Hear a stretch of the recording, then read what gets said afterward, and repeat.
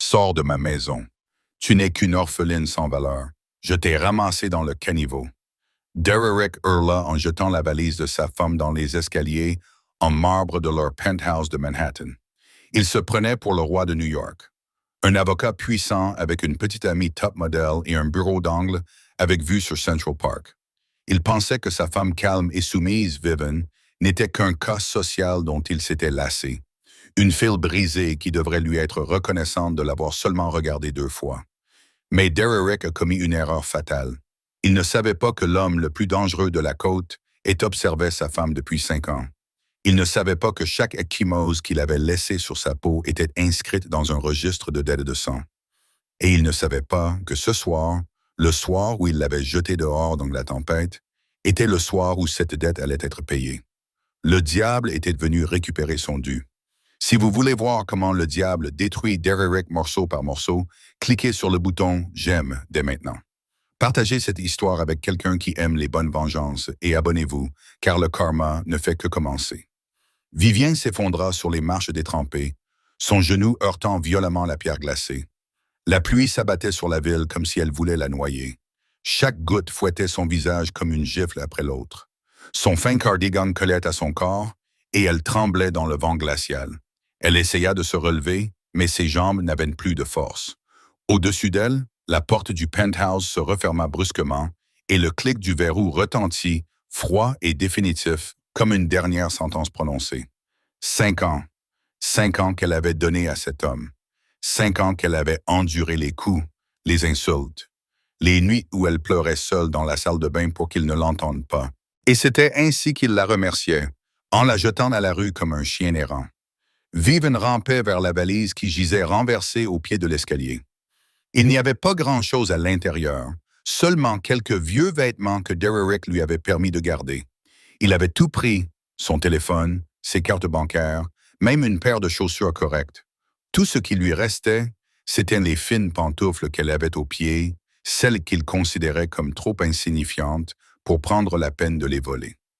Puis elle entendit un bruit sourd. Quelque chose tomba d'en haut, heurta les marches et rebondit sur le trottoir. Le cœur de Vivian sembla s'arrêter lorsqu'elle comprit ce que c'était. La boîte en bois de sa mère, le seul souvenir qui lui restait de la femme qui lui avait donné la vie. La boîte gisait dans la rue. Son couvercle était ouvert. Des éclats de bois étaient éparpillés dans une flaque d'eau noire. Vivian se précipita et tomba à genoux sur la route. Ses mains tremblaient tandis qu'elle ramassait chaque morceau brisé, sans se soucier des bords irréguliers qui lui entaillaient de la peau. Le sang se mêlait à la pluie et coulait dans ses paumes, mais elle ne ressentait aucune douleur. La douleur à l'intérieur d'elle avait tout englouti. À l'intérieur de la boîte se trouvait un médaillon en argent, et à l'intérieur de celui-ci, une petite photo jaunie par le temps, une jeune femme tenant un nouveau-né, sa mère. Vivian n'avait jamais connu son visage, et cette photo était la seule preuve qu'elle avait été aimée. À présent, le médaillon était brisé, et la photo était trempée, froissée dans ses mains. Elle pressa les morceaux cassés contre sa poitrine, les larmes se mêlant à la pluie sans un seul sanglot. Sa gorge était comme écrasée, incapable d'émettre le moindre son. Elle resta simplement agenouillée là, sous la tempête, comme une statue morte depuis longtemps. Une vieille ecchymose sur son bras palpitait sous l'eau froide. C'était la marque des coups qu'elle avait reçus la semaine dernière lorsqu'elle avait accidentellement renversé le verre de vin de Derrick. Il l'avait attrapé par les cheveux, l'avait jeté contre le mur, puis lui avait donné des coups de pied alors qu'elle était recroquevillée sur le sol. Et après cela, il était sorti avec Megan comme si de rien n'était. Vivian ne savait pas combien de temps elle était restée à genoux. Peut-être quelques minutes, peut-être 1 heure entière. Finalement, elle se releva et fourra les morceaux de la boîte dans sa poche. Elle ne pouvait pas la sauver, mais elle la garderait, même si elle n'était plus qu'en morceaux. C'était tout ce qui lui restait. Elle se mit à marcher, sans savoir où elle allait. Les rues de Manhattan étaient presque désertes sous la forte tempête. Les rares passants gardaient la tête baissée et se dépêchaient, personne ne la regardait. Une femme trempée, le visage décoloré, titubant sur le trottoir comme un fantôme. Peut-être était-elle vraiment un fantôme. Elle avait autrefois pensé que le pire moment de sa vie avait été les années passées à l'orphelinat. Ces nuits de faim lancinantes, les coups des enfants plus âgés, La solitude absolue de n'avoir personne au monde qui se souciait de savoir si elle vivait ou mourait. Elle s'était trompée. Le pire moment, c'était ce soir. Parce qu'à l'orphelinat, elle n'avait jamais eu d'espoir, seulement celui d'être écrasée sous le pied de quelqu'un. Mais avec Derek, elle avait été assez naïve pour croire qu'elle était aimée. Elle lui avait tout donné, son cœur, son corps, son âme, et il avait tout réduit en poussière sous son talon et l'avait jeté comme un déchet. Ses pieds la portaient sans but. Elle ne savait pas où elle passerait la nuit. Pas d'argent, pas de téléphone, personne à appeler. Peut-être qu'elle s'assiera à un coin de rue jusqu'au matin. Peut-être qu'elle ne survivra pas à cette nuit glaciale. Et peut-être que ce ne sera même pas le pire. C'est alors qu'elle entendit un moteur, une Maybach noire brillante, s'arrêter à côté d'elle. La vitre s'abaissa et une voix grave s'éleva de l'obscurité à l'intérieur. Une voix qu'elle ne pensait pas pouvoir encore reconnaître après 5 ans. « Monte dans la voiture, Vivien. » Vivienne resta clouée sur place, la pluie continuant de frapper son visage sans pitié. Elle fixa la voiture de luxe devant elle, essayant de voir à travers les vitres teintées pour distinguer qui était assis à l'intérieur. Cette voix, elle connaissait cette voix, mais cela ne pouvait pas être vrai. La portière de la voiture s'ouvrit. Un homme en sortit sans parapluie, comme si la pluie elle-même n'osait pas le toucher. Un costume noir, 3 pièces parfaitement taillées enveloppaient sa silhouette élancée. Ses cheveux noirs, légèrement longs, tombaient sur son front, trempés par la pluie.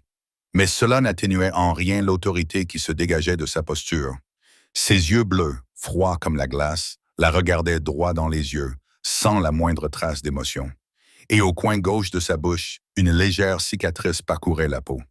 La marque d'un passé dont Vivienne ne savait rien. Sebastian Cross. Vivienne se souvenait de lui maintenant, 5 ans plus tôt, lorsqu'elle était encore serveuse au restaurant Elysium. Il en était le propriétaire, l'homme que tous les employés craignaient, l'homme qu'elle n'avait vu qu'à quelques reprises, mais qu'elle n'avait jamais pu oublier à cause de ses yeux.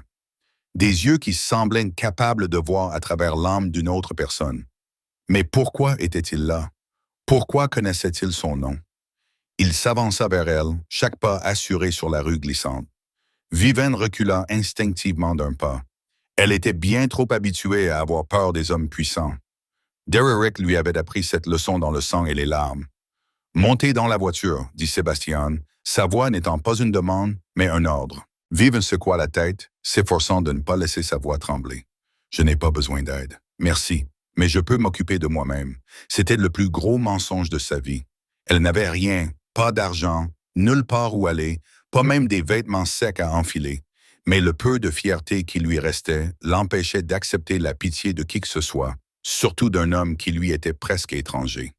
Sébastien l'observa longuement. Puis, sans un mot, il ôta sa veste de costume et la posa sur ses épaules. Une chaleur envahit la peau glacée de Vivienne et le parfum subtil d'une eau de Cologne masculine coûteuse s'éleva autour d'elle. Elle essaya de l'enlever pour le lui rendre, mais Sébastien lui saisit le poignet, avec douceur mais fermeté. Je lui dis « Monte dans la voiture ». Il la regarda dans les yeux, baissant la voix. « Je ne te demande pas ta permission. » Quelque chose dans son regard empêcha Vivienne de protester. Ce n'était pas le genre de menace que Derek utilisait. C'était autre chose, quelque chose qu'elle ne pouvait pas nommer, comme s'il n'accepterait tout simplement jamais un refus. La porte arrière s'ouvrit. Un homme corpulent en costume noir en sortit, le crâne rasé, le visage dur comme de la pierre. Ce devait être le garde du corps de Sébastien. L'homme contourna la voiture, vint se placer à côté de Vivienne et la soutint légèrement par le coude.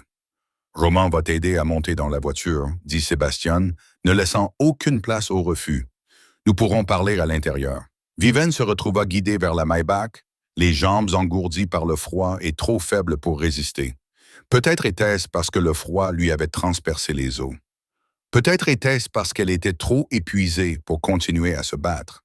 Ou peut-être savait-elle au fond d'elle-même que si elle ne montait pas dans cette voiture, elle ne survivrait pas à la nuit. À l'intérieur, la voiture était chaude comme un autre monde. Le cuir souple enveloppait son corps tremblant et la chaleur des bouches d'aération se répandait dans l'habitacle. Vivienne se recroquevilla dans un coin du siège, serrant fermement la veste de Sébastien autour d'elle. Elle n'osait pas le regarder, assis en face d'elle, et baissa les yeux vers ses mains. C'est alors qu'elle se rendit compte que la manche de son cardigan s'était relevée exposant l'ecchymose sur son poignet. Une ecchymose datant de la semaine dernière, lorsque Derrick l'avait saisie et lui avait tordu le bras dans le dos parce qu'elle avait osé lui demander où il était passé si tard dans la nuit. Vivian s'empressa de baisser la manche, mais il était trop tard. Elle leva les yeux et vit Sébastien qui fixait son poignet. Il serrait les mâchoires, les veines de son cou ressortaient, le bleu glacial de ses yeux s'était assombri et quelque chose de dangereux y brillait. « Depuis combien de temps te bat-il » demanda Sébastien d'une voix glaciale. Vivian resta silencieuse. Elle ne savait pas quoi dire. Pendant 5 ans, elle avait appris à cacher ses bleus, à mentir et à prétendre qu'elle était tombée dans les escaliers, à sourire alors qu'elle se brisait à l'intérieur. Elle ne savait pas comment avouer la vérité à un homme qui était presque un étranger. Sébastien la regarda longuement, puis détourna le visage. « Ce n'est pas grave. Tu n'as pas besoin de répondre. » Il regarda par la fenêtre la tour penthouse illuminée qui se découpait sur le ciel nocturne. Il répondra de lui-même. Sa voix était légère, presque comme un souffle. Mais Vivian sentit la menace mortelle enfouie dans chaque mot. Ce n'était pas une promesse en l'air. C'était une condamnation à mort déjà signée. La voiture se mit en route, laissant derrière elle la rue inondée. Vivian resta assise dans son coin, l'esprit envahi par 1000 questions. Pourquoi Sebastian Cross était-il apparu à ce moment précis? Pourquoi connaissait-il son nom? Pourquoi se souciait-il de ce qui lui était arrivé? Elle n'était qu'une serveuse, du genre qu'il avait dû voir des centaines de fois. Vivian ne comprenait pas pourquoi un homme qu'elle n'avait rencontré que quelques fois il y a 5 ans était apparu au moment où elle avait le plus besoin de quelqu'un. Elle ne savait pas qu'il n'était jamais vraiment parti. La Maybach glissait doucement le long de la route côtière de Long Island, laissant Manhattan et ses lumières scintillantes derrière elle. Vivian ne savait pas depuis combien de temps il roulait, peut-être 40 minutes ou 1 heure. Elle avait perdu toute notion du temps. Elle était simplement assise, recroquevillée dans un coin du siège, essayant de ne pas se trembler trop visiblement devant cet homme inconnu. Sébastien ne dit pas un mot pendant tout le trajet. Il resta simplement assis là, regardant par la fenêtre, le visage froid et immobile comme de la pierre sculptée. De temps en temps, Vivian lui jetait un coup d'œil, essayant de lire quelque chose dans ses traits, mais elle ne trouvait rien d'autre que du mystère. Enfin, la voiture s'arrêta devant un imposant portail en fer. Le portail s'ouvrit lentement, révélant une allée de gravier qui s'enfonçait dans l'obscurité. Et lorsque le domaine apparut, Vivian ne put retenir le cri qui lui échappa. C'était une imposante structure gothique avec des flèches s'élevant dans la nuit et des centaines de fenêtres brillant à travers la pluie. Cela ne ressemblait pas à une maison. Cela ressemblait à un château sorti d'un conte de fées sombre. Majestueux, effrayant et complètement éloigné du monde que Vivian avait toujours connu. La voiture s'arrêta devant l'entrée principale. Roman ouvrit la porte et Sébastien sortit le premier. Il ne prit pas la peine de prendre un parapluie, même si la pluie continuait de tomber. Il se retourna vers Vivian, toujours assise à l'intérieur, et leva la main en signe de silence. Vivian hésita un instant, puis sortit à son tour. Les énormes portes en chêne s'ouvrirent avant même qu'il ne les atteigne. Une femme d'âge moyen se tenait là, ses cheveux argentés soigneusement torsadés à l'arrière de sa tête, le visage sévère, mais les yeux chaleureux lorsqu'ils se posèrent sur Vivian. Elle portait des vêtements noirs simples et tenait une grande serviette blanche dans ses mains. « Voici Madame Catherine, ma gouvernante, » dit brièvement Sébastien. « Elle va s'occuper de vous, madame. » Catherine s'avança et drapa la serviette sur les épaules de Vivian avec la douceur d'une mère. « Pauvre petite, vous êtes trempée. Venez avec moi, je vous ai préparé des vêtements secs et du thé chaud. » Vivian voulut refuser, mais elle ne trouva aucune raison valable. Elle laissa Madame Catherine la guider à l'intérieur, à travers un vaste hall avec un plafond haut et un lustre en cristal scintillant au-dessus de sa tête, puis dans un salon plus petit et plus chaleureux à l'arrière. Un feu crépitait dans la cheminée, diffusant une chaleur que Vivian avait oublié être possible. Elle s'assit sur un canapé en velours près des flammes et laissa Madame Catherine lui mettre une tasse de thé chaud dans les mains. Sébastien se tenait près de la fenêtre, gardant ses distances à moins de 3 pas d'elle. Comme s'il comprenait qu'elle avait besoin d'espace, de temps pour respirer, d'un sentiment de sécurité qu'un homme trop proche ne pourrait jamais lui donner, Vivian prit une gorgée, la chaleur se répandant dans sa gorge sèche et irritée. Elle leva les yeux et surprit Sébastien en train de l'observer. « Pourquoi m'aidez-vous » demanda-t-elle d'une voix rauque. Nous nous connaissons à peine. Sébastien resta silencieux pendant un long moment. Puis il se détourna, fixant la pluie qui continuait de tomber derrière la vitre. « Vous pouvez rester ici aussi longtemps que vous le souhaitez, » dit-il d'une voix dénuée d'émotion, sans condition. Ce n'était pas une réponse à sa question, mais Vivienne comprit qu'elle n'obtiendrait pas d'autre réponse pour l'instant. Sébastien fit un petit signe de tête à Madame Catherine et quitta la pièce, laissant Vivienne seule avec la gouvernante. Mais avant que la porte ne se referme complètement, Vivienne entendit sa voix résonner dans le couloir, froide et menaçante. « Trouvez tout ce que vous pouvez sur Derek Moore, » dit Sébastien à Roman, sa voix tranchant l'air comme une lame acérée. « Tous ses secrets, tous ses mensonges, toutes les dettes qu'il a contractées. Je veux tout cela sur mon bureau avant demain matin. » Vivienne se réveilla dans une pièce inconnue et eut besoin de quelques secondes pour se rappeler où elle se trouvait. La lumière du soleil matinal filtrait à travers les lourds rideaux de velours, projetant des bandes dorées pâles sur le sol en chêne brillant. La pluie de la nuit dernière avait cessé, laissant un ciel si clair qu'on aurait dit qu'il n'y avait jamais eu de tempête. Elle s'assit et observa la pièce spacieuse, le lit king-size, l'armoire antique, la coiffeuse en acajou. Tout semblait luxueusement irréel.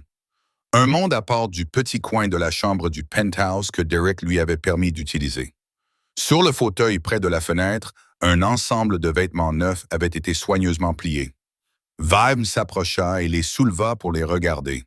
Une robe crème claire en soie douce et un cardigan en cachemire gris. Pas des vêtements de créateur tape à l'œil comme ceux que Derek achetait pour frimer, mais des vêtements confortables et élégants. Exactement le style qu'elle aimait. Mais ce qui surprit Vivienne, ce fut lorsqu'elle les essaya. Tout lui allait parfaitement. Ni trop grand, ni trop petit, tout lui allait à la perfection, jusque dans les moindres détails. Comment connaissait-il sa taille? Madame Catherine frappa à la porte et l'invita à descendre pour le petit déjeuner. Vivienne suivit la gouvernante à travers de longs couloirs résonnants, descendit un escalier en colimaçon en marbre et arriva dans une grande salle à manger avec une table pouvant accueillir 20 personnes. Mais une seule personne était assise là. Sébastien Cross était à la tête de la table, une tasse de café noir devant lui et une pile de documents à côté. Il avait troqué le costume de la veille contre une chemise blanche aux manches retroussées, dévoilant des avant-bras musclés couverts de tatouages qui s'étendaient du poignet au coude. Des motifs complexes en noir et gris que Vivienne ne parvenait pas à distinguer clairement. Mais une chose était claire d'emblée. Ce n'était pas un homme d'affaires ordinaire. C'était un homme issu du monde souterrain. « Asseyez-vous. » Sébastien ne la regarda pas, se contentant de lui indiquer la chaise en face de lui. Vive hésita, puis s'assit. Madame Catherine déposa devant elle une assiette de toast et d'œufs, accompagnée d'un verre de jus d'orange frais, puis se retira discrètement. Sébastien poussa un épais dossier vers elle. « Lisez-le. » Vive ouvrit le dossier et le monde qu'elle connaissait s'écroula pour la deuxième fois en moins de 24 heures. À l'intérieur se trouvaient des photos, des dizaines, non, des centaines. Une photo d'elle dans une épicerie, le visage couvert de maquillage épais pour cacher ses ecchymoses. Une photo d'elle dans un café, la manche de son chemisier rabattue pour cacher les marques sombres sur son poignet. Une photo d'elle debout sur le balcon d'un penthouse, regardant la ville d'un œil vide. Une photo d'elle sortant en boitant d'un immeuble, visiblement battu. Chaque photo portait une date imprimée dans le coin inférieur et couvrait une période de 5 ans. 5 années de bleu, 5 années de douleur, 5 années de tragédie enregistrées à distance par quelqu'un dont elle ignorait l'existence. « Comment ?» murmura Vivienne, la voix tremblante. « Comment as-tu obtenu ces photos ?» Sébastien leva enfin les yeux vers elle. Ses yeux bleus glacés ne reflétaient aucune émotion, mais sa voix baissa, comme s'il retenait quelque chose au plus profond de lui-même. « J'ai demandé à quelqu'un de te surveiller, » dit-il lentement, « depuis le jour où tu as quitté le restaurant. » Vivienne n'en croyait pas ses oreilles. « 5 ans? Tu m'as fait surveiller pendant 5 ans? Pourquoi? » Sébastien ne répondit pas. Au lieu de cela, il passa à la section suivante du dossier. Des pages remplies de textes et de chiffres apparurent. Des rapports financiers, des relevés bancaires, des contrats de dette. Le nom de Derek Moore était partout, accompagné de chiffres en rouge vif. « Ton mari, dit Sébastien d'une voix glaciale, a joué avec le feu. Il a emprunté de l'argent à des gens très dangereux, des gens qui travaillaient pour mon ennemi. Il fit une pause et la regarda droit dans les yeux. « Et maintenant, ces gens travaillent pour moi. » Vivien fixa les chiffres du rapport. Derrick devait des millions de dollars. Il avait mis tout ce qu'il possédait en garantie, même l'appartement terrasse, même le cabinet d'avocat, même des choses qui ne lui appartenaient pas réellement. Il croulait sous les dettes. Et Vivienne n'en avait jamais rien su. Pendant 5 ans, elle avait vécu avec lui, croyant qu'il était un avocat brillant, le roi de New York, comme il le prétendait. En réalité, il était un papillon de nuit se jetant dans les flammes. Vitaly, Sébastien prononça ce nom comme s'il crachait du venin. C'est le gang auquel Derrick a emprunté. Ils ne prêtent pas par carité. Ils prêtent pour avaler leur proie tout entière. Et le remboursement de Derrick était dû il y a 3 mois.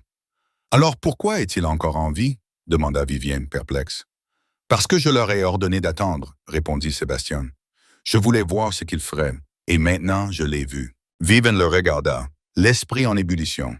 Tout cela, la dette, la mafia, Sébastien qui la surveillait depuis 5 ans, Derrick qui l'avait jeté à la rue juste au moment où les collecteurs se rapprochaient. Tout semblait lié, mais elle ne parvenait pas à saisir l'ensemble du tableau. « Mais ce n'est pas pour cela que je te montre ça, » dit Sébastien en lui tendant un autre dossier, plus épais que le premier. Tout ce qui précède n'était que le prélude. Voici la partie principale. Vivien prit le deuxième dossier entre ses mains tremblantes. Elle ne savait pas combien de vérités supplémentaires elle pourrait supporter, mais quelque chose dans les yeux de Sébastien lui fit comprendre que ce qu'elle s'apprêtait à lire allait bouleverser tout ce qu'elle avait toujours cru à son sujet.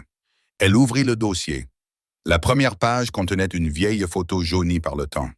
On y voyait un homme d'âge moyen aux cheveux noirs et au regard perçant, à côté d'une belle femme tenant dans ses bras une petite fille d'environ 2 ou 3 ans.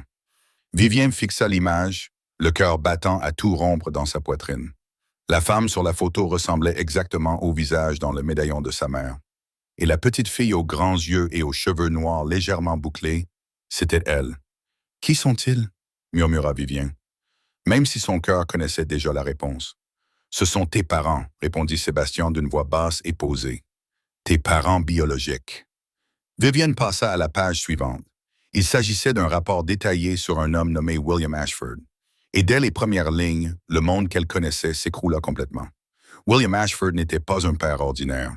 Il avait été l'un des chefs mafieux les plus puissants de la côte est des États-Unis dans les années 1990.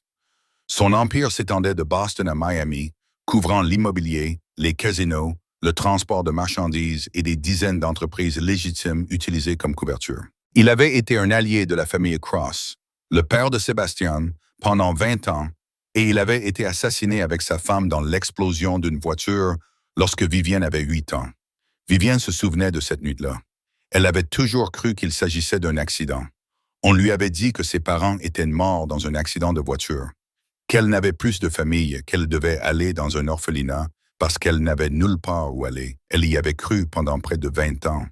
C'était un mensonge. « Ils ne sont pas morts dans un accident », dit Sébastien, comme s'il pouvait lire dans ses pensées. « Ils ont été tués par les ennemis de la famille Ashford.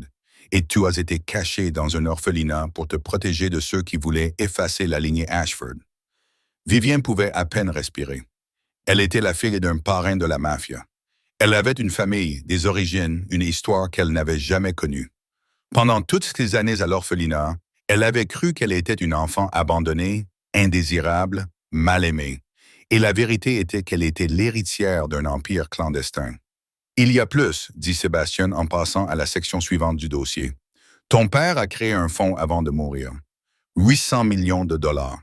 Il a été investi et a fructifié pendant près de 20 ans, et tu recevras la totalité de cette somme lorsque tu auras 28 ans.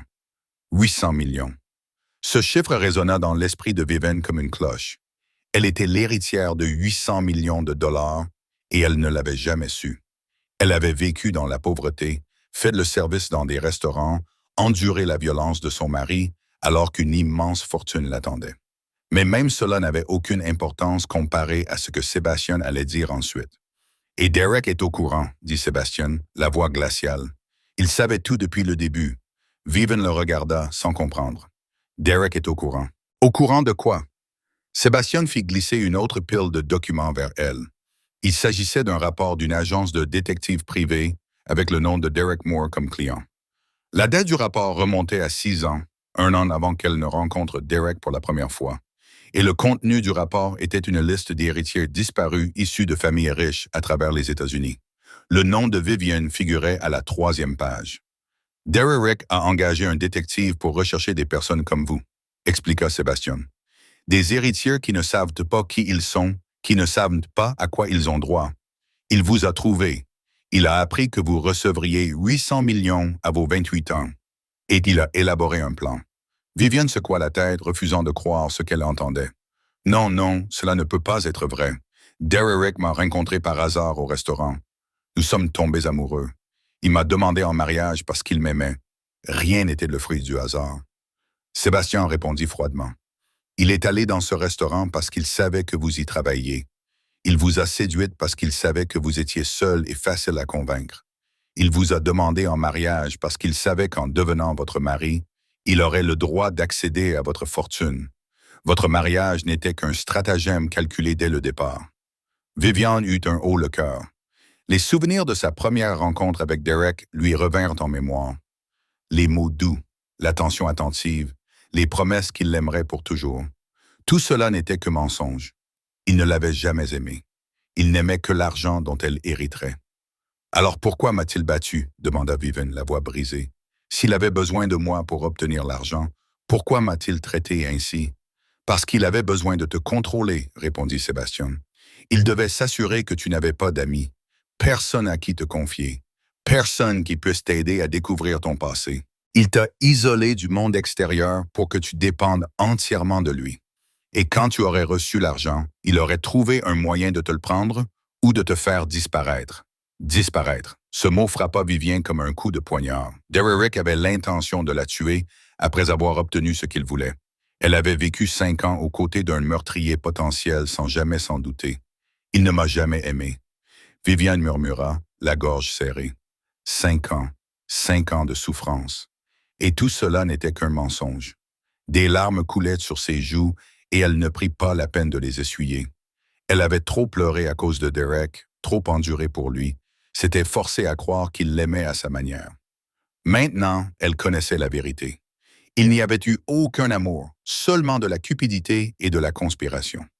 Sébastien resta silencieux pendant un long moment, lui laissant le temps de digérer la nouvelle, de la laisser s'installer comme quelque chose de lourd et de tranchant. Puis il reprit la parole d'une voix plus basse. « Mon père et ton père étaient alliés. Avant de mourir, William a demandé une chose à mon père. Protéger sa fille si quelque chose lui arrivait. Il fit une pause et son regard s'assombrit. Mon père a échoué. Il ne t'a pas trouvé à temps, mais je ne répéterai pas cette erreur. » Vivant le regarda, voulant en savoir plus. Pourquoi se souciait-il autant? Était-ce seulement la promesse de son père? Ou y avait-il autre chose?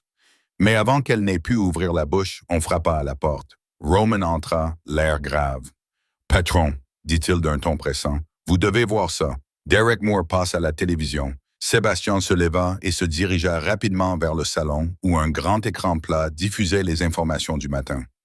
Vivian le suivit, ses pieds la portant comme une somnambule. Elle n'avait même pas commencé à se remettre des vérités qui venaient d'être révélées. Et maintenant, il y avait autre chose, quelque chose de plus. Dès qu'elle vit le visage à l'écran, elle s'arrêta comme clouée au sol. Derek était assis dans un studio d'information. Les lumières crues éclairaient son visage soigneusement maquillé pour paraître épuisé. Ses yeux étaient rouges, comme s'il avait pleuré toute la nuit. Ses mains tremblaient tandis qu'il tenait leur photo de mariage. Il portait une chemise blanche froissée, sa cravate était défaite, ses cheveux en bataille, l'image parfaite d'un homme rongé par l'inquiétude pour sa femme. Et il parlait, la voix si étranglée par l'émotion que l'animateur dut lui tendre une boîte de mouchoirs. « Ma femme a disparu, » dit Derek, la voix tremblante avec une précision parfaite. « Je l'ai cherchée partout, mais je ne la trouve pas. J'ai peur que quelqu'un l'ait kidnappée.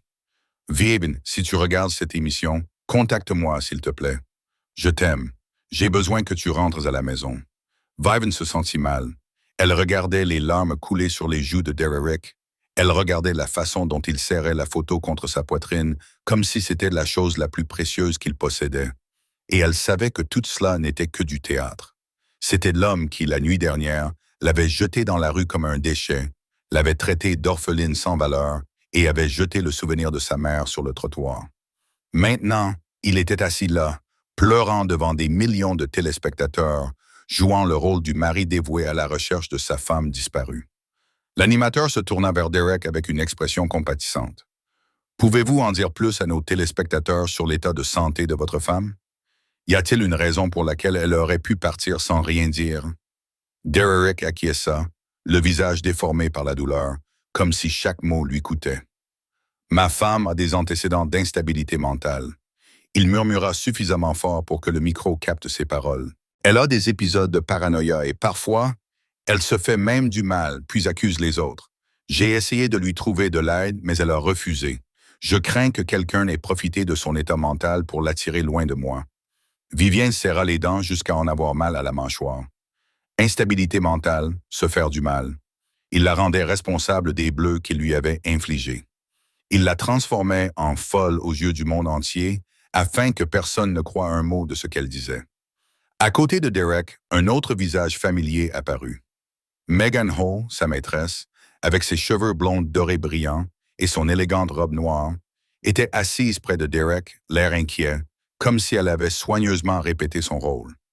Elle posa une main réconfortante sur son épaule, comme une amie proche qui le soutient dans un moment difficile. « Je suis une amie de la famille, » répondit Megan lorsqu'on lui posa la question. « Je connais Derek et Vivien depuis longtemps. Derek est un mari merveilleux, toujours soucieux du bien-être de Vivien. Il souffre énormément. Nous prions pour que Vivien soit en sécurité et rentre bientôt à la maison. » À l'écran, un bandeau défilant en bas de page indiquait que le hashtag Vivian était tendance sur les réseaux sociaux. Des milliers de personnes exprimaient leur sympathie pour le pauvre mari, maudissaient un ravisseur invisible et priaient pour que la femme disparue soit retrouvée.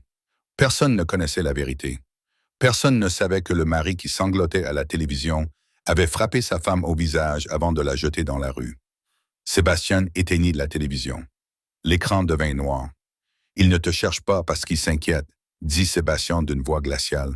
« Il te cherche pour l'argent. » Viven se tourna vers lui, sans comprendre. « Quel argent? » « Le trust, » expliqua Sébastien. « Pour recevoir les 800 millions, tu dois avoir 28 ans et être présente pour signer les documents légaux. Si tu disparais ou meurs avant de réclamer ton héritage, l'argent ira à des organisations caritatives, conformément au testament de ton père. » Derek n'en verra pas la couleur. Viven commença à comprendre. Derek n'avait pas besoin d'elle par amour, mais parce qu'elle était la seule clé capable d'ouvrir le coffre-fort contenant 800 millions de dollars. Et la nuit dernière, il avait été assez stupide pour jeter cette clé dans la rue. Ce n'est pas tout. Sébastien poursuivit. Il doit 2 millions de dollars à Vitaly et le délai expire dans 48 heures. S'il ne peut pas payer, ils ne se contenteront pas de réclamer l'argent. Ils réclameront sa vie. Il a besoin que tu reviennes pour pouvoir t'utiliser comme otage, te forcer à signer une procuration ou trouver un moyen d'accéder rapidement au fonds fiduciaire. C'est pour cela qu'il se produit à la télévision, dans l'espoir que tu le verras et que tu le contacteras. Viven fixait l'écran de télévision vide. Le visage en larmes de Derek était encore gravé dans son esprit. Elle avait autrefois éprouvé de la compassion pour ce visage. Elle avait autrefois cru aux mensonges sortis de cette bouche. Elle avait autrefois enduré la douleur pour maintenir en vie son mariage avec cet homme. À présent, elle ne ressentait plus que du dégoût. « Il ne cherche pas sa femme, » dit Sébastien d'une voix froide, calme et définitive. « Il cherche son billet de loterie de 800 millions de dollars, et il est à court de temps. » Viven se tenait près de la fenêtre du salon, regardant les vastes jardins du domaine Cross. La pluie de la nuit dernière avait cessé depuis longtemps, mais des gouttelettes s'accrochaient encore aux feuilles, scintillant sous le soleil matinal. Elle était restée silencieuse pendant 10 minutes après la fin du journal télévisé, laissant tout cela s'imprégner dans son esprit. Derek était en train de jouer la comédie. Il la transformait en victime pour cacher ses propres crimes. Il utilisait les médias pour la coincer, la rendant incapable de s'exprimer sans être rejetée comme délirante et instable. Mais cette fois, il avait mal calculé. Vive n'était plus la fille fragile qu'elle était il y a 5 ans. Elle se retourna et regarda Sébastien debout près de la cheminée, ses yeux bleus glacés la regardant comme s'il attendait une décision. « Je ne vais plus me cacher, » dit Vivien d'une voix plus assurée qu'elle ne l'aurait cru. « Je veux l'affronter. » Sébastien ne sembla pas surpris. Il se contenta d'incliner la tête, comme s'il réévaluait la femme qui se tenait devant lui. « As-tu un plan? »« Je veux que les gens connaissent la vérité, » répondit Vivian. « Je veux qu'ils sachent qui je suis, qu'il ne m'a pas kidnappé et que Derek Moore a maltraité sa femme pendant 5 ans. Je veux qu'ils perdent tout, comme il m'a tout pris. » Sébastien resta silencieux un instant, puis acquiesça lentement. « Je peux t'aider, dit-il, pas par pitié, ni parce que je veux que tu me sois redevable. Considérez cela comme un investissement dans la justice. » « Un investissement? » Vive haussa un sourcil. « Je déteste les hommes comme Derek, » expliqua Sébastien d'une voix froide. « Les hommes qui utilisent leur pouvoir pour écraser les plus faibles. Les hommes qui mentent et manipulent pour obtenir ce qu'ils veulent. Votre père était un allié de ma famille et sa fille a été traitée comme une moins que rien par un avocat de 3e ordre. Vous aider à le détruire n'est pas une faveur. C'est quelque chose que je veux faire. » Il se dirigea vers la fenêtre et s'arrêta à côté d'elle, tout en gardant une distance respectable. « Voici le plan. Ce soir, j'organise une fête ici. Toute l'élite new-yorkaise sera présente. Tu te présenteras sous ton vrai nom, Vivian Ashford, fille de William Ashford. Cela prouvera que tu n'as pas été kidnappé. Et en même temps, cela révélera au monde entier qui tu es. »« Et Derek? » demanda Vivian. « Je vais reprendre les dettes de Vitaly, » répondit Sébastien, un sourire froid vacillant au coin de sa bouche. « Alors Derek me devra 2 millions de dollars, et je ne suis pas un créancier indulgent. » Vivian acquiesça. Elle comprenait. Apparaître publiquement en tant qu'Ashford priverait Derek de l'avantage de la sympathie du public. Il ne pourrait plus continuer à jouer le rôle du mari en deuil, alors que sa femme se tiendrait au milieu d'une soirée mondaine, en bonne santé et plus radieuse que jamais. Et une fois que ses dettes seraient entre les mains de Sébastien, il n'y aurait plus d'échappatoire possible. Madame Catherine, appela Sébastien, et la gouvernante apparut comme si elle attendait juste derrière la porte. « Emmenez Vivien et préparez-la pour la soirée de ce soir. Je veux qu'elle ait l'air d'une reine. » La gouvernante sourit, le regard chaleureux, en regardant Vivian. « Viens avec moi, ma fille. » Les 3 heures qui suivirent furent les plus étranges de la vie de Vivian. Madame Catherine l'emmena dans une grande pièce remplie de robes et d'accessoires. Des robes de soirée de grands couturiers étaient suspendues en longues rangées. Des talons hauts étaient alignés soigneusement sur des étagères. Des bijoux scintillaient derrière des vitrines. Ce n'était pas un placard ordinaire. C'était une salle au trésor destinée à une princesse. Vivian essaya robe après robe sous les conseils de Madame Catherine. Finalement, elles choisirent une robe noire qui effleurait le sol, aux épaules dénudées, ajustée au niveau du corps avant de s'évaser doucement au niveau des genoux. Simple mais élégante, puissante sans être tape à l'œil, parfaite pour une jeune fille qui venait de revenir d'entre les morts. Mais lorsque Vivian enfila des talons de 10 cm, elle faillit tomber. Derek ne lui avait jamais permis de porter des talons hauts, disant qu'il la faisait paraître plus grande que lui, et il détestait cela. Pendant 5 ans, elle l'avait porté des chaussures plates, marchait les épaules voûtées, essayait de se faire plus petite pour ne pas le provoquer. Lentement mais sûrement, Madame Catherine l'encourageait, la soutenant par le coude. « Un pas après l'autre, tu peux y arriver. » Vivian titubait dans la pièce, luttant pour garder son équilibre. Elle se sentait comme un enfant qui apprend à marcher, maladroite et incertaine. Mais peu à peu, pas à pas, elle commença à s'habituer à la hauteur, au transfert de poids, à la posture droite, le menton levé. Lorsqu'elle se tourna vers le miroir, elle ne se reconnut pas. La femme qui la regardait n'était pas une fille timide, les yeux baissés. C'était une femme puissante, confiante, dont le calme cachait un certain danger.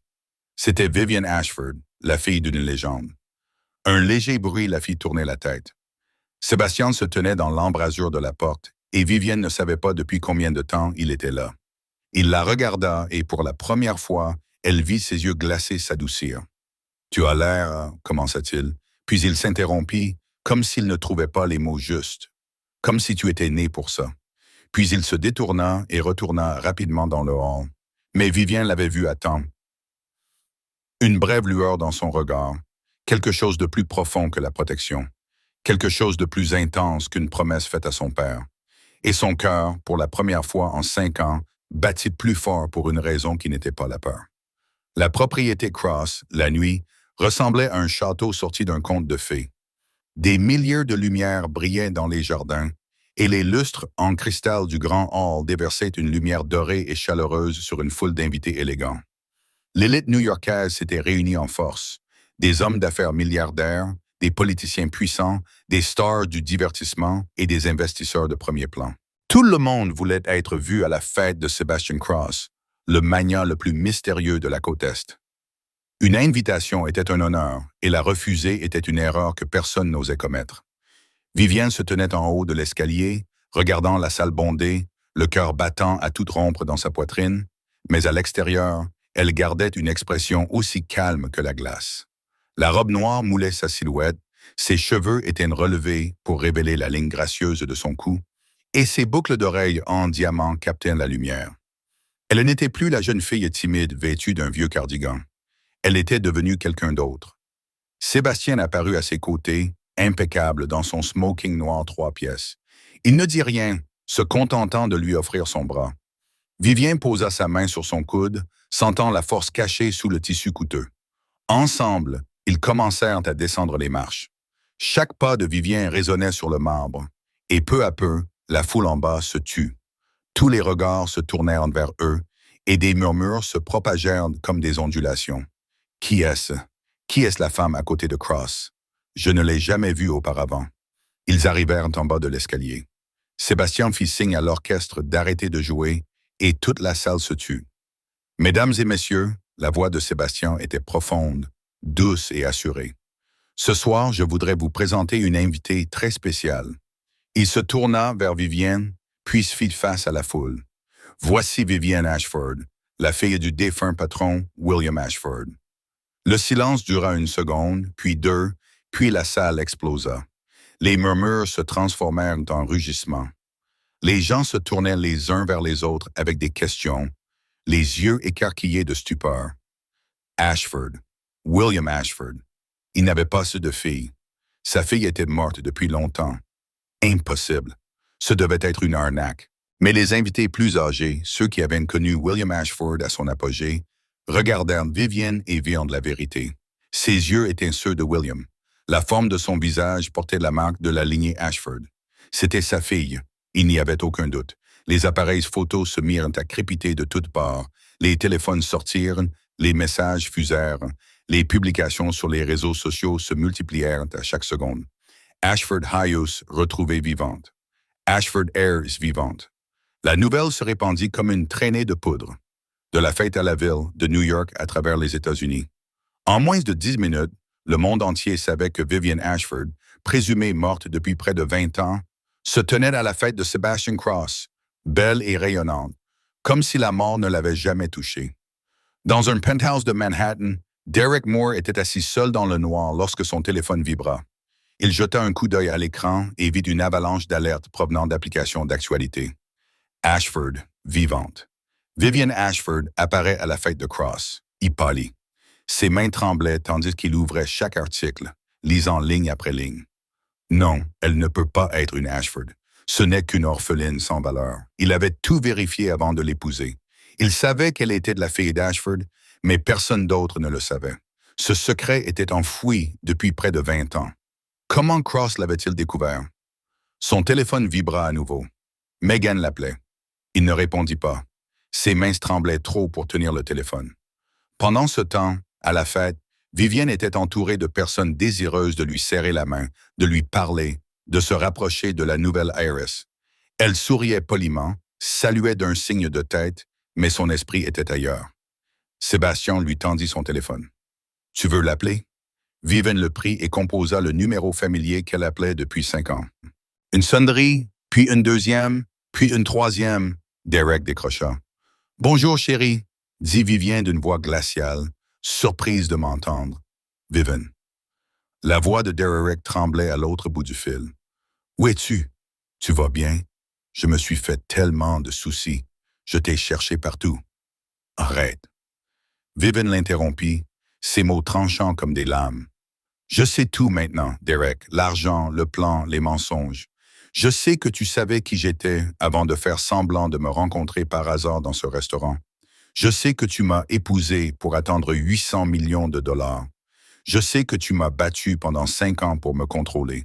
Je sais tout. Silence au bout du fil, respiration saccadée, bruit de déglutition, mais pas un mot.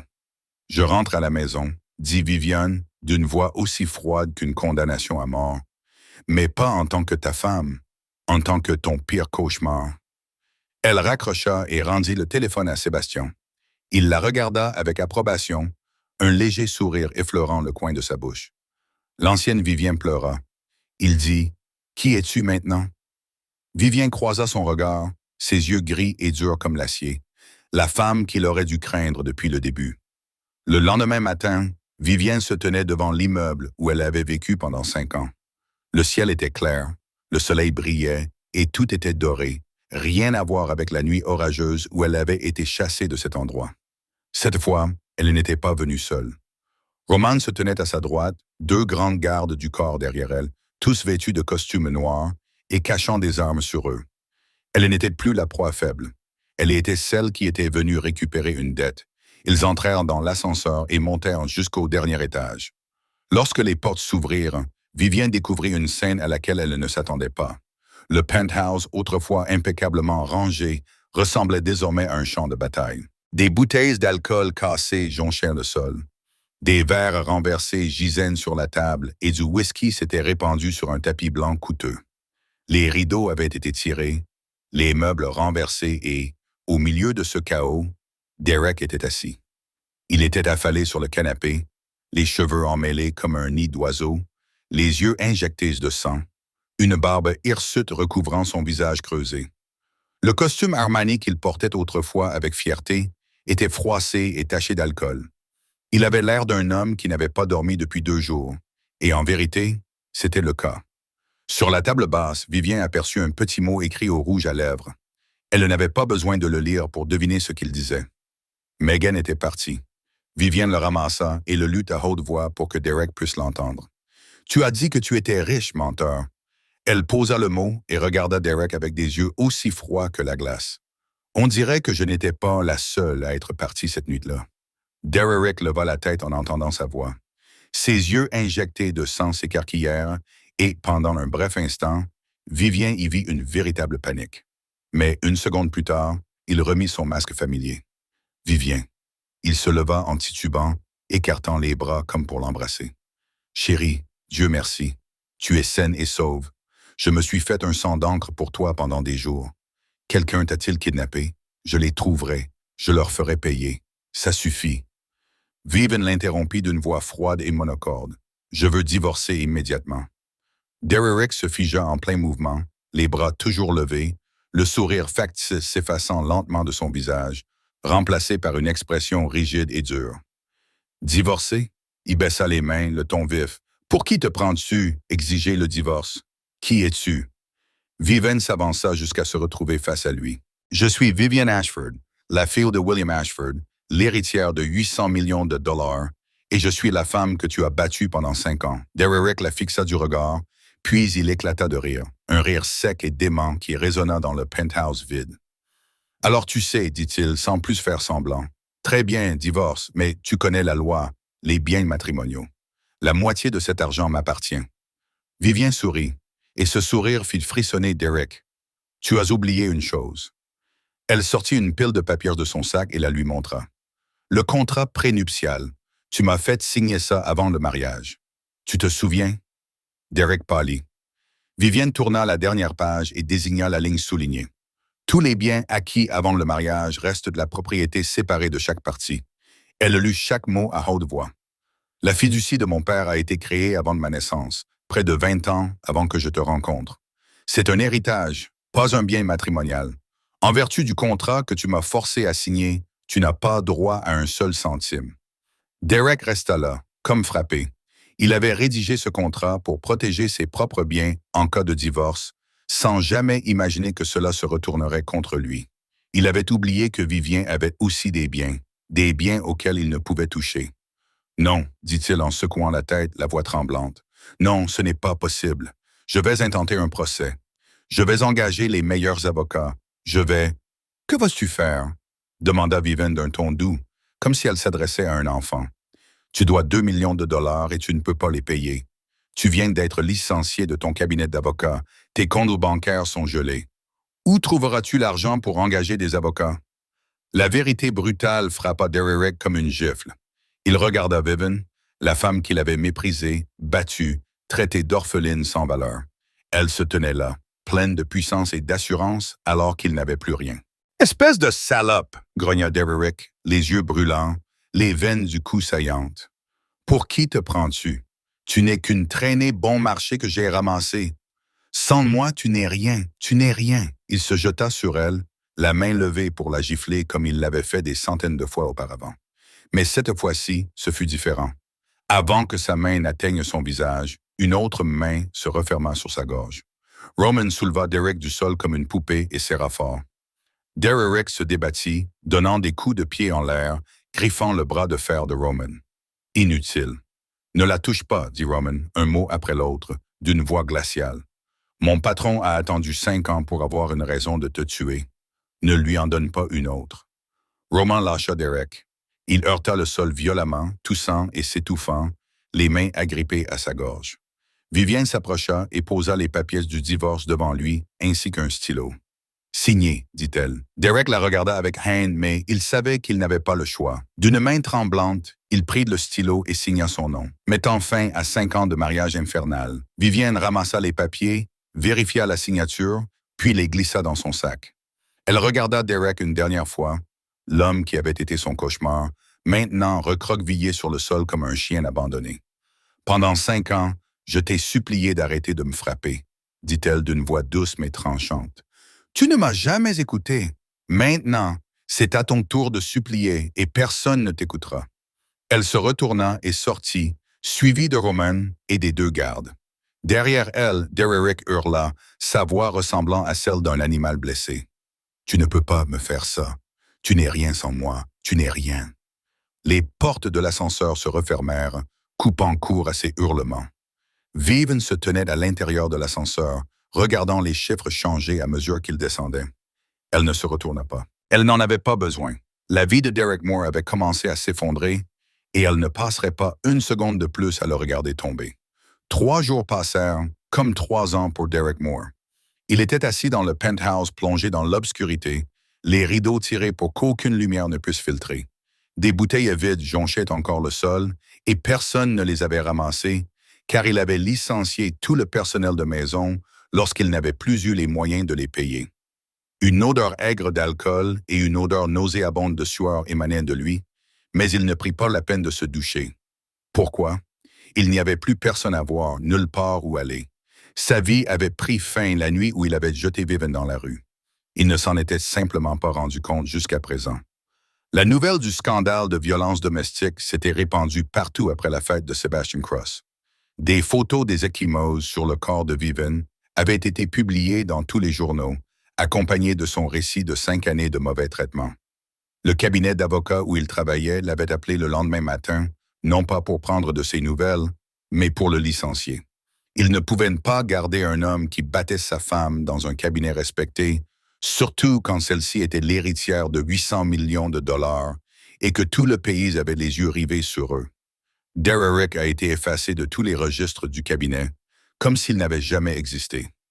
Ses comptes bancaires ont été gelés pour enquête sur une fraude financière. Le penthouse, le seul endroit qu'il croyait vraiment sien, s'est avéré avoir été hypothéqué depuis longtemps et la banque s'apprêtait à le saisir. Il n'avait plus rien. Pas de travail, pas d'argent, pas de maison, pas de femme, pas même de maîtresse. Derrick prit son téléphone et fit défiler la liste interminable de ses contacts. Des noms qui représentaient autrefois des amis, des collègues, des partenaires commerciaux. Il commença à les appeler les uns après les autres. Le premier appel sonna et tomba sur la messagerie vocale. Le deuxième aussi. Le troisième, le quatrième, le cinquième. Personne ne répondait. Quelques personnes bloquèrent même son numéro dès qu'elles virent son nom s'afficher. Derrick Moore était devenu un paria, quelqu'un dont personne ne voulait s'associer. Il jeta son téléphone contre le mur. L'écran se brisa, mais il s'en moquait. Puis la sonnette retentit. Derrick se releva en titubant, l'espoir renaissant dans son cœur. Peut-être que quelqu'un était venu l'aider. Peut-être que quelqu'un se souciait encore de lui. Il ouvrit la porte et se figea. 3 hommes imposants se tenaient devant lui, vêtus de vestes en cuir noir, le visage froid comme la pierre. Il les reconnut immédiatement. Les hommes de Vitaly. Monsieur Moore, celui du milieu, dit d'une voix épaisse avec un accent d'Europe de l'Est. « Vous nous devez 2 millions de dollars. Vous avez 48 heures. » Derek recula, les 2 mains levées en signe de reddition. « Je n'ai pas l'argent, balbutia-t-il, la voix tremblante. Mes comptes sont gelés. J'essaie de trouver un moyen. Donnez-moi plus de temps, s'il vous plaît. » L'homme l'observa un instant, puis fit signe aux 2 autres. Avant que Derek n'ait le temps de réagir, un poing s'abattit sur son estomac. Il se plia en 2, haletant, et avant qu'il n'ait pu reprendre son souffle, un 2e coup de poing lui fracassa le visage. Derek s'effondra sur le sol, du sang coulant de son nez et de sa bouche, la douleur lui aveuglant la vue. « 48 heures, dit l'homme debout au-dessus de lui. Si tu n'as pas l'argent, nous le prendrons d'une autre manière. Et tu sais de quelle manière. » Ils se retournèrent et sortirent, laissant Derek recroquevillé sur le sol, le sang coulant sur le tapis blanc déjà taché d'alcool renversé. Il essaya de s'asseoir, la tête tournant, tout son corps endolori comme si un camion l'avait renversé.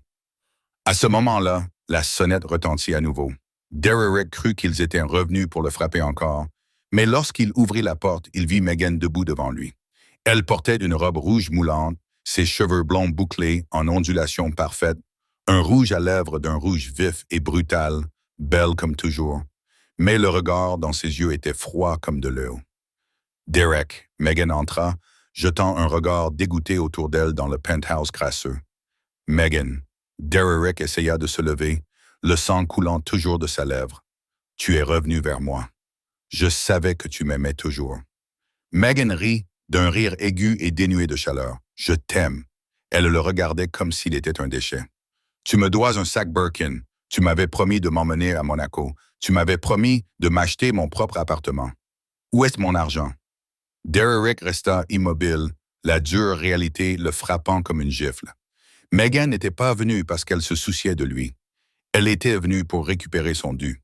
« Je n'ai rien, » dit-il d'une voix éteinte. « Mes comptes sont gelés.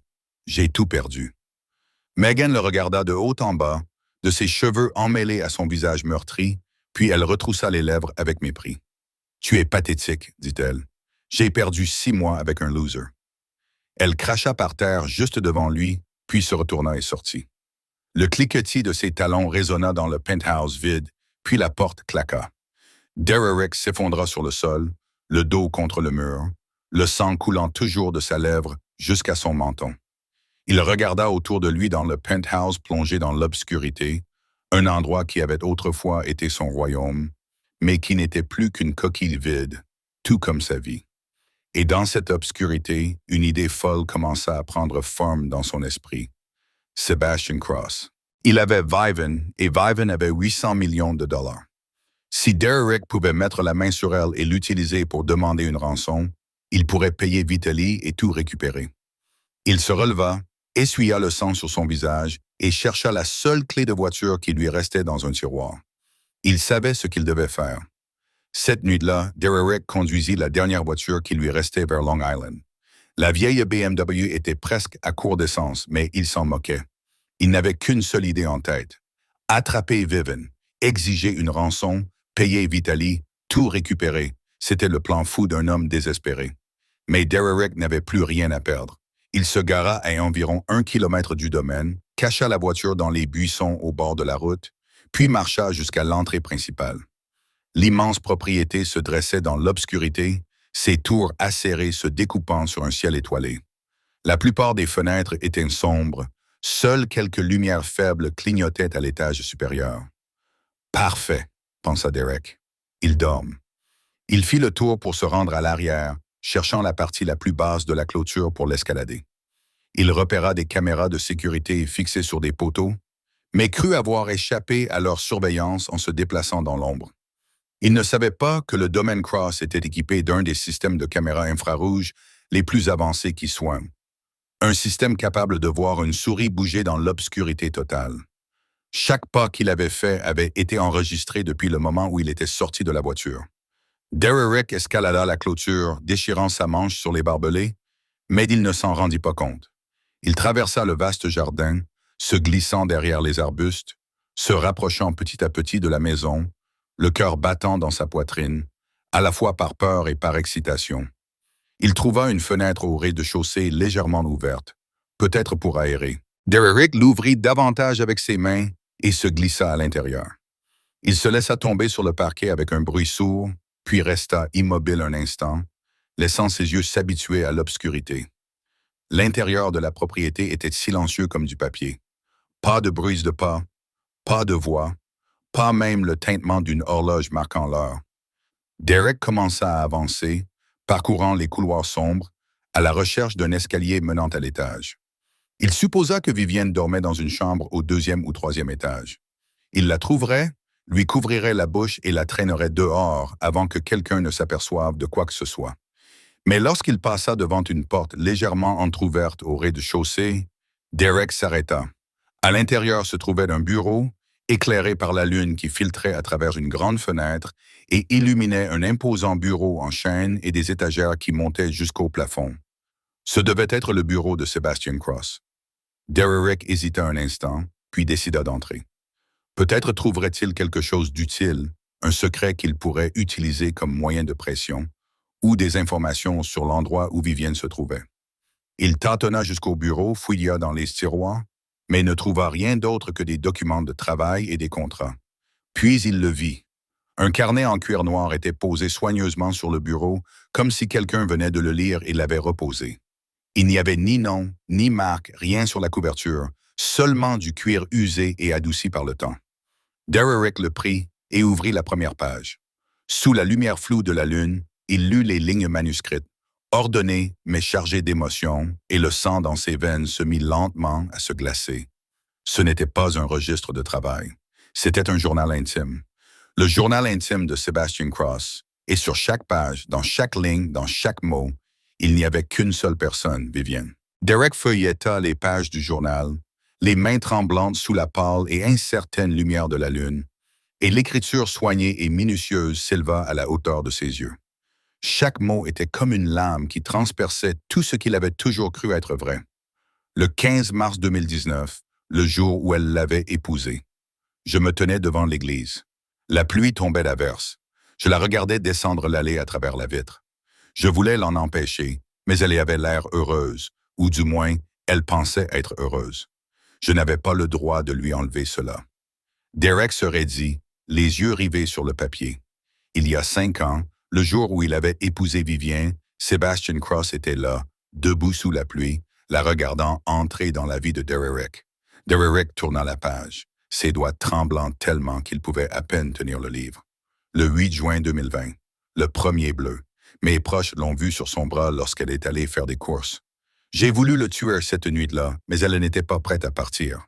Si je l'avais forcée, elle serait retournée vers lui. Je dois attendre. Derrick se souvenait de cette nuit-là. La nuit où il avait frappé Vivienne pour la première fois, parce qu'elle avait osé lui demander où il était allé si tard. Il pensait que personne ne savait. Il pensait que le secret était bien gardé derrière les murs du penthouse. Mais Sébastien savait. Sébastien savait depuis le début et avait attendu 5 ans. Le 25 décembre 2022, elle était seule à Noël. Il était à Miami avec sa maîtresse. J'ai fait livrer de la nourriture à son immeuble. Des fleurs aussi, envoyées anonymement. Elle ne le saura jamais. Derrick se souvenait de ce Noël.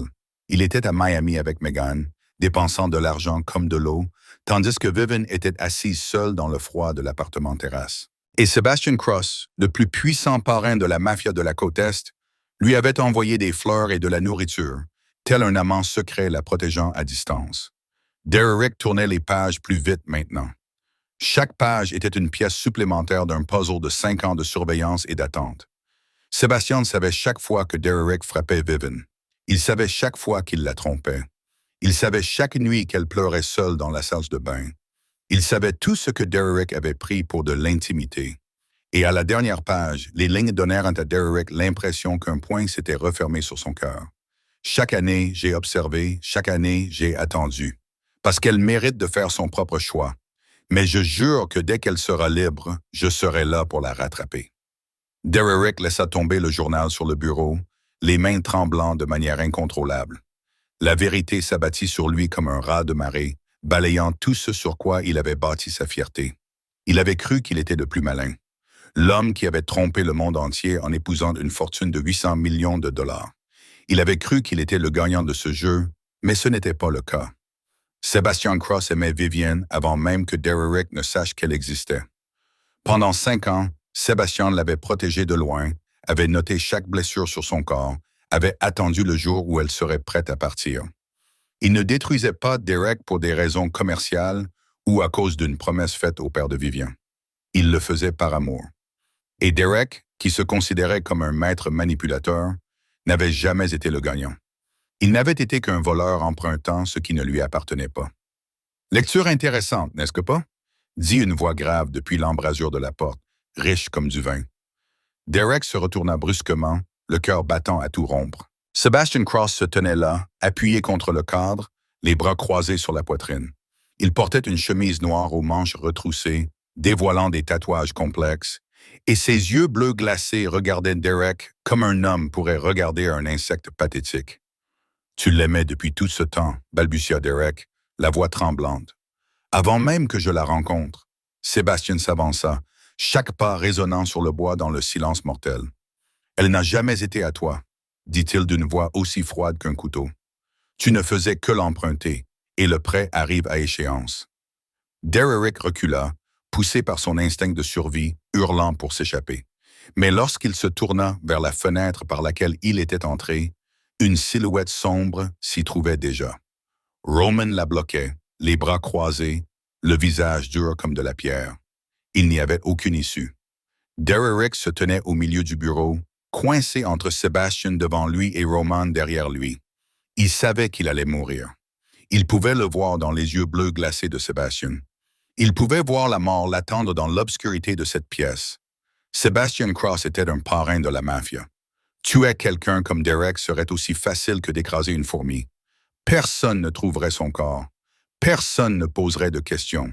Il disparaîtrait de la surface de la terre comme s'il n'avait jamais existé. « S'il vous plaît, monsieur. » Derrick tomba à genoux, sa rotule heurtant violemment le sol en bois. « Je ferai tout ce que vous voulez. Je disparaîtrai. Je ne contacterai plus jamais Vivian. S'il vous plaît, ne me tuez pas. » Sébastien le regarda, sans la moindre émotion sur son visage sculpté. Puis il sortit son téléphone et composa un numéro familier. « Amenez-la ici, » dit-il brièvement. « C'est à elle de décider. » Derrick entendit cela et son cœur se serra. Vivian, elle allait décider de son sort, la femme qu'il avait battue pendant 5 ans, la femme qu'il avait trompée et traitée comme un déchet. Elle tenait désormais sa vie entre ses mains. 10 minutes s'écoulèrent dans un silence suffocant.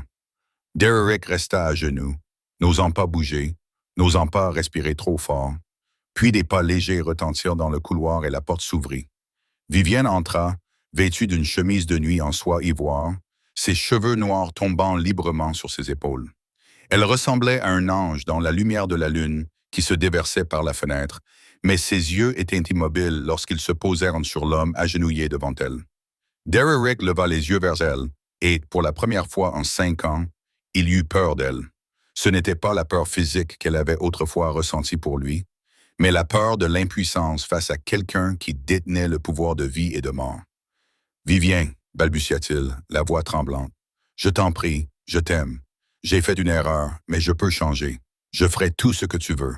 Donne-moi une chance, je t'en prie. » Vivian l'observa longuement, le visage impassible. Puis elle parla d'une voix douce mais tranchante comme une lame. « Tu ne m'as jamais aimé. Tu aimais mon argent. » Ce sont 2 choses différentes. Derrick voulait argumenter, jurer, dire n'importe quoi qui pourrait lui sauver la vie. Mais lorsqu'il plongea son regard dans les yeux gris et froids de Vivian, il comprit que tous ces mots seraient vains. Elle connaissait la vérité. Elle l'avait toujours su. Elle avait simplement refusé de l'admettre. Vivian se tourna vers Sébastien, qui se tenait silencieux, observant la scène. « Tu peux le tuer maintenant, n'est-ce pas? » demanda-t-elle d'un ton aussi calme que si elle parlait de la météo. Sébastien acquiesça. « Il te suffit de le dire. » Derrick sentit tout son être se figer. Il fixa Vivian, cette petite femme qu'il avait autrefois crue faible et facile à contrôler, et qui tenait désormais sa vie entre ses mains. Un seul mot de sa part, un seul, et il mourrait. Vivian regarda Derrick, l'homme qui avait été son cauchemar pendant 5 ans. Le visage creusé, les yeux injectés de sang, les vêtements froissés, agenouillé et tremblant comme un chien abandonné. Il avait été si cruel, si arrogant, si méprisant à son égard. À présent, il n'était plus qu'un homme pathétique, suppliant qu'on lui laisse la vie sauve. Non, dit Vivien d'une voix ferme. Les yeux de Derrick s'écarquillèrent, une lueur d'espoir s'alluma, mais ce qu'elle dit ensuite l'éteignit complètement. Il ne vaut pas la peine que tu te salisses les mains. Il n'est pas assez important. Elle se tourna à nouveau vers Sébastien, le regard fixe. Appelez la police. Donnez-leur tout. Fraude financière, violence domestique, blanchiment d'argent. Laissez le système judiciaire le détruire lentement. Laissez-le pourrir en prison, sachant qu'il a tout perdu non pas à cause de la violence, mais à cause de sa propre cupidité. Sébastien la regarda un instant, puis acquiesça, une lueur d'approbation passant dans ses yeux. « Comme vous voulez, dit-il à Roman. Emmenez-le. La police sera là dans 10 minutes. » Roman s'avança, attrapa Derrick par le col et le souleva comme un sac poubelle. Derrick se débattit, hurla, tenta de se libérer, mais en vain. « Viven !» cria-t-il alors qu'on le traînait vers la porte. « Tu ne peux pas me faire ça. Je suis ton mari. Je t'ai donné une famille. Tu me dois bien ça. » Vive s'approcha et s'arrêta juste devant lui. Elle regarda droit dans les yeux l'homme qui avait autrefois été son cauchemar. Et pour la première fois, elle ne ressentit aucune peur. « Non, dit-elle d'une voix glaciale, tu n'étais qu'un cauchemar, et je me suis enfin réveillée. » Elle se retourna et s'éloigna sans se retourner. Derrière elle, les cris de Derrick résonnaient dans la nuit tandis que Roman le traînait hors du domaine. Mais Vivian ne les entendait pas. Elle avait tourné la page et ne la rouvrirait jamais. 2 mois plus tard, le procès de Derrick Moore eut lieu au tribunal fédéral de Manhattan. La salle d'audience était bondée de journalistes et de curieux. Tout le monde voulait assister à la chute de l'avocat, autrefois considéré comme une étoile montante du monde juridique new-yorkais. Les flashs crépitaient sans discontinuer lorsque Derrick fut escorté dans la salle. Mais l'homme qui franchit ses portes n'était plus l'individu arrogant d'il y a 2 mois. Derrick Moore était désormais si amaigri que son costume gris lui allait trop grand. Ses cheveux noirs et lisses, dont il était si fier, étaient presque entièrement blancs, comme s'il avait vieilli de 20 ans en 8 semaines. Ses yeux étaient enfoncés, cernés de lourdes ombres, fixés sur le sol, effrayés de lever les yeux. Il n'était plus le roi de New York. Il n'était plus qu'un criminel attendant son jugement. Les preuves contre lui s'empilaient comme une montagne. Le procureur exposa chaque chef d'accusation avec une précision méthodique. Violence domestique étayée par des centaines de photographies documentant les blessures de Vivian sur 5 ans. Fraude financière portant sur des millions de dollars, évasion fiscale, blanchiment d'argent via des comptes anonymes et bien d'autres crimes que Derrick n'aurait jamais imaginé qu'il connaissait. Chaque élément de preuve était un nouveau clou enfoncé dans le cercueil de sa carrière et de sa vie. Et Derrick n'était pas le seul à comparaître. Megan Holt était également citée à comparaître en tant que défenderesse, liée à l'affaire. Elle avait aidé Derrick à blanchir de l'argent grâce à ses comptes d'influenceuse, touchant une commission juteuse pour chaque transaction illégale. Lorsqu'elle entra dans la salle d'audience, elle ne ressemblait plus à une star des réseaux sociaux suffisante. Son visage était pâle et dépourvu de maquillage. Ses cheveux étaient tirés en arrière à la hâte. Ses yeux étaient rougis par les larmes. Elle ne pouvait même pas se résoudre à regarder Derrick comme s'il était la cause de tous les malheurs de sa vie. Peut-être l'était-il. Le procès a duré 3 jours, mais l'issue était déjà décidée avant même qu'il ne commence. Lorsque le juge a lu le verdict, la salle d'audience est devenue silencieuse. Derrick Moore. La Cour déclare l'accusé coupable de tous les chefs d'accusation. L'accusé est condamné à 15 ans de prison fédérale. Derrick resta debout, écoutant chaque mot tomber comme un coup de marteau sur sa poitrine. 15 ans. Il aurait presque 60 ans à sa sortie. À supposer qu'il vive aussi longtemps, mais il ne pleura pas. Il avait épuisé ses larmes depuis longtemps. Ou peut-être était-il trop épuisé pour trouver la force de pleurer. Alors que les agents s'avançaient pour lui passer les menottes, Derrick tourna la tête vers les sièges réservés aux témoins et aux parties concernées. Il chercha un visage familier, ne serait-ce que pour y voir de la satisfaction ou du mépris. Mais le siège de Viviane était vide. Elle n'était pas venue, non pas parce qu'elle avait peur de le voir, ni parce qu'elle était occupée, mais parce qu'il ne méritait pas qu'elle lui consacre une seconde de plus. Cette indifférence lui faisait plus mal que n'importe quelle insulte. Elle était plus brutale que n'importe quelle vengeance. Il ne méritait même pas sa haine. Il n'était plus rien pour elle. Un chapitre clos et oublié. Dererick fut conduit hors de la salle d'audience, ses pas lourds résonnant sur le sol de pierre froid. Les portes du tribunal se refermèrent derrière lui, le bruit résonnant comme un coup de cloche funèbre. Et le dernier chapitre de la vie de Derek Moore commença dans le silence, dans la solitude, dans une cellule de 6 à 8 pieds. Pour le reste de sa vie, une année passa comme un long rêve. Vive avait maintenant 28 ans. Elle avait reçu une partie de l'héritage de son père et avait commencé à se construire une nouvelle vie. La première chose qu'elle fit fut de quitter le domaine Cross et de louer un petit appartement dans l'Upper East Side avec l'argent qu'elle avait gagné. Sébastien n'était pas content lorsqu'il a pris sa décision. Elle pouvait le voir dans ses yeux, même s'il ne le disait pas à voix haute. Mais il la respectait. Il l'avait toujours respectée, même si cela signifiait la laisser partir. « J'ai besoin d'espace pour guérir », expliqua Vivien le jour où elle déménagea. « J'ai besoin de savoir que je peux me débrouiller seul, sans dépendre de personne. » Sébastien acquiesça, même si une lueur de tristesse passa dans ses yeux bleus. « Je comprends. Ma porte te sera toujours ouverte, dit-il, quand tu en auras besoin. » Et il tint sa promesse. Même si Vivien vivait seul, Sébastien continuait d'apparaître dans sa vie avec la régularité de la marée. Plusieurs fois par semaine, il venait la chercher pour l'emmener dîner dans des restaurants tranquilles où ils pouvaient parler pendant des heures sans être interrompus. Ils se promenaient dans Central Park les après-midi d'automne, les feuilles jaunes tapissant les chemins qu'ils parcouraient ensemble. Ils s'asseyaient sur des bancs et regardaient le coucher du soleil, silencieux l'un à côté de l'autre, n'ayant pas besoin de mots car la présence de l'autre leur suffisait. Peu à peu, Vivienne a commencé à découvrir un autre Sébastien. Pas le chef mafieux froid qu'elle avait autrefois craint, mais un homme au contour plus doux caché sous la surface. Il lisait des livres, beaucoup de livres, de la philosophie grecque antique aux romans contemporains. Il aimait le jazz, en particulier Chet Baker, lors des nuits tardives et calmes, et il cuisinait bien mieux qu'elle ne l'aurait jamais imaginé, lui préparant un jour un dîner de pâtes de ses propres mains dans son appartement.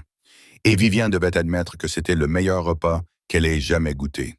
Mais ce qui troublait le plus Vivienne, ce n'étaient pas les dîners ou les promenades. C'était de la façon dont Sébastien la regardait, comme si elle était la chose la plus précieuse au monde. Et pourtant, il n'exigeait jamais rien, ne la poussait jamais. Il attendait comme il avait attendu pendant 5 ans. Pendant ce temps, Vivienne se lança également dans le projet qu'elle portait en elle depuis si longtemps. L'ancien penthouse de Dererick, l'endroit qui avait été son enfer pendant 5 ans, avait été saisi pour payer les dettes après le procès. Vivienne l'avait racheté à bas prix, non pas pour y vivre, mais pour le transformer en quelque chose qui avait du sens. Elle fonda le Centre Ashford, un lieu qui venait en aide aux femmes victimes de violences domestiques.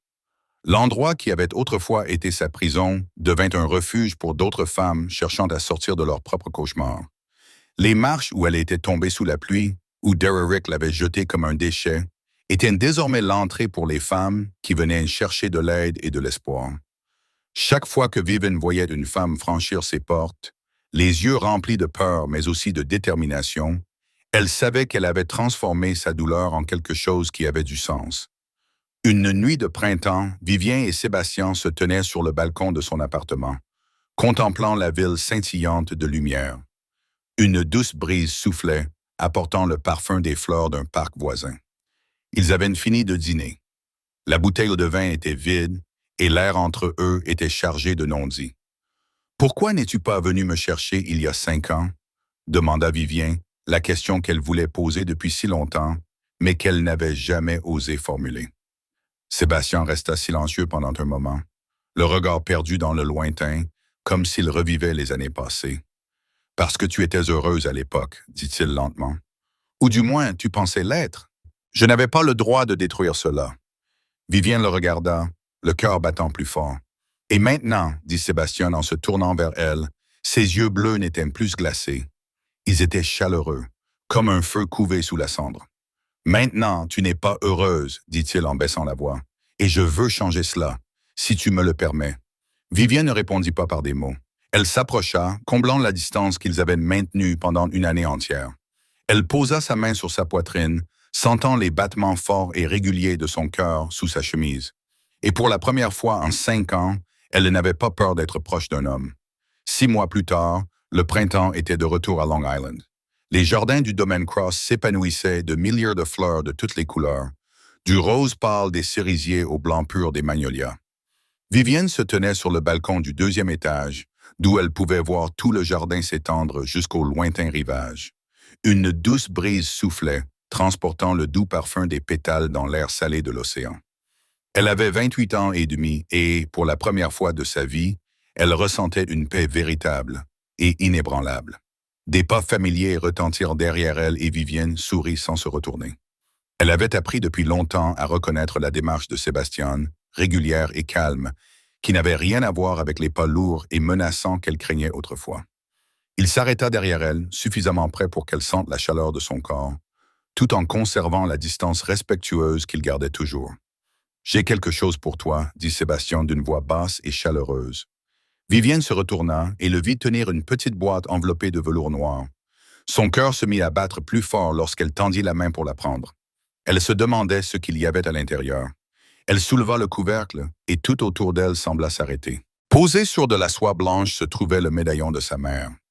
Le médaillon que Derek avait jeté sur le trottoir lors de cette nuit orageuse, plus d'1 an auparavant. Le médaillon qui s'était brisé en dizaines de petits morceaux alors qu'elle essayait désespérément de les ramasser à main nue, couverte de sang. Il était maintenant là, parfait, comme s'il n'avait jamais été endommagé. Chaque fragment avait été réassemblé avec un soin méticuleux. L'argent avait été poli jusqu'à briller, encore plus beau qu'avant d'être détruit. Vivien ouvrit le médaillon et à l'intérieur se trouvait toujours la vieille photo de sa mère, soigneusement conservée, même si elle avait été trempée et froissée par la pluie. « Tu l'as gardée, murmura Vivien, la voix étranglée. À partir de cette nuit-là, des larmes commencèrent à couler sur ses joues. Mais ce n'étaient pas les larmes de tristesse qu'elle avait versées pendant 5 ans. C'étaient des larmes d'émotion, de gratitude, d'amour. « J'ai gardé tout ce qui t'appartenait depuis cette nuit-là, dit Sébastien d'une voix plus douce que Vivien ne l'avait jamais entendue, y compris mon cœur. » Vivien leva les yeux vers lui, les larmes coulant toujours. Et ce qu'elle vit dans les yeux de Sébastien lui donna l'impression que son cœur allait se briser de bonheur. Ce n'étaient plus les yeux glacés d'un chef mafieux. C'étaient les yeux d'un homme amoureux, profond et sincère. Sébastien s'agenouilla lentement devant elle. Il sortit une 2e boîte, plus petite que la première, et lorsqu'il l'ouvrit, une bague en diamant scintilla sous la lumière printanière. Le diamant était bleu, bleu comme ses yeux, serti dans un anneau en platine finement ouvragé. « Il y a 5 ans, je t'ai laissé entrer dans un cauchemar parce que je pensais que je n'avais pas le droit de t'en empêcher, dit Sébastien, la voix légèrement tremblante même s'il essayait de la garder ferme. Je ne referai plus cette erreur, dit-il en levant les yeux vers elle, ses yeux bleus reflétant tout un océan de sentiments. Vivienne Ashford, acceptez-vous que cet homme passe le reste de sa vie à vous rendre heureuse?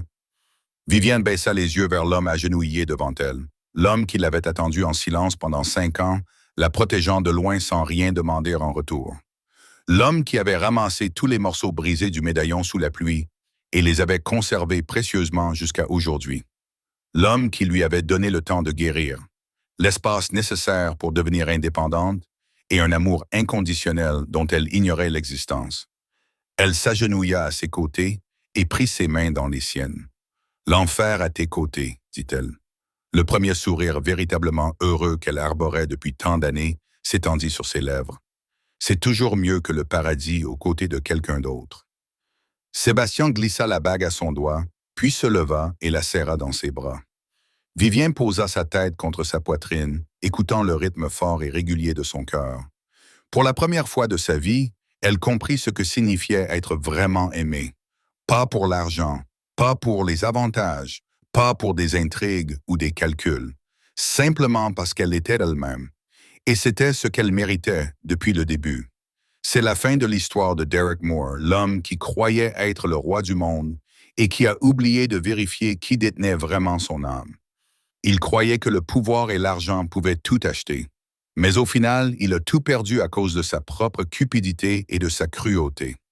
Et Vivienne, la fille autrefois considérée comme une orpheline sans valeur, s'est relevé de ses cendres pour trouver le véritable amour et se construire une nouvelle vie pleine de sens.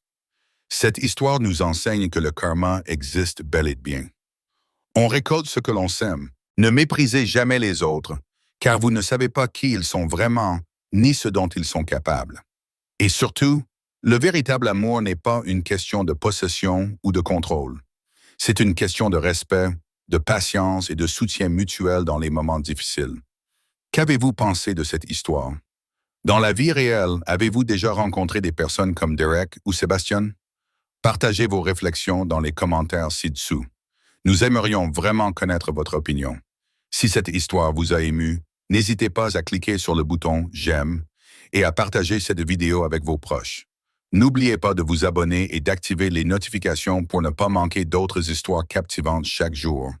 Nous souhaitons à tous ceux qui regardent cette vidéo une santé florissante, des jours joyeux et la paix dans leur vie. Merci d'avoir regardé. Au revoir et au revoir et à bientôt dans la prochaine vidéo.